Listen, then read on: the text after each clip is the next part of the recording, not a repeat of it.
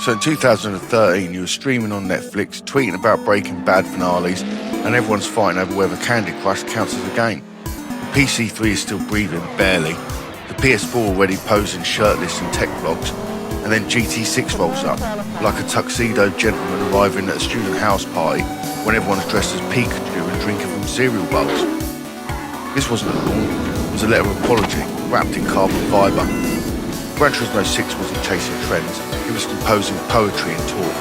It came with 1,200 cars, 101 track layouts, and a physics engine so precise you could practically hear it sigh when you clip the curb. You could drive on the moon, fine-tune suspension with GPS data, and walk with Senna's ghost between pit lanes.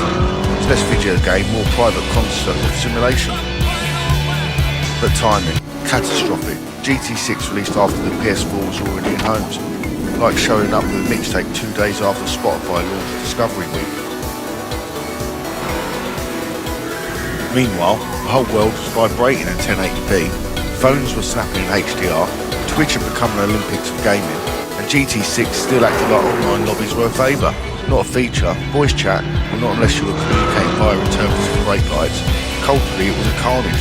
Avicii was remixing Bedtime, Daft Punk had made Helmet Sky again, The Last of Us taught gamers how to cry without fungus, Frozen was giving every child with a vocal cord a workout in supermarkets, and Vine made comedy out of chaos in 6 seconds. GT6 took 20 just to load a replay.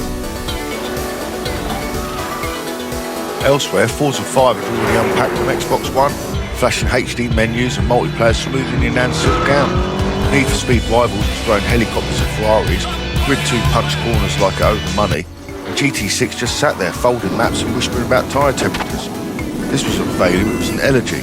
GT6 didn't want the spotlight, they wanted a podium, a slow clap, or maybe a cigar, but it turned up too late twice. Polyphony had missed the cycle again. GT5 launched just as the PC3 was called in hospice care. GT6, it dropped during the Memorial Sideshow. This is the kind of rookie error that doesn't just cost you races, it costs you relevance. Yet still, GT6 was brilliant, understated, masterful, completely out of touch with 2013's chaotic brilliance. In the world shouting, like, subscribe and retweet, Gran Turismo 6 quietly said, here is a review you might want to drive now.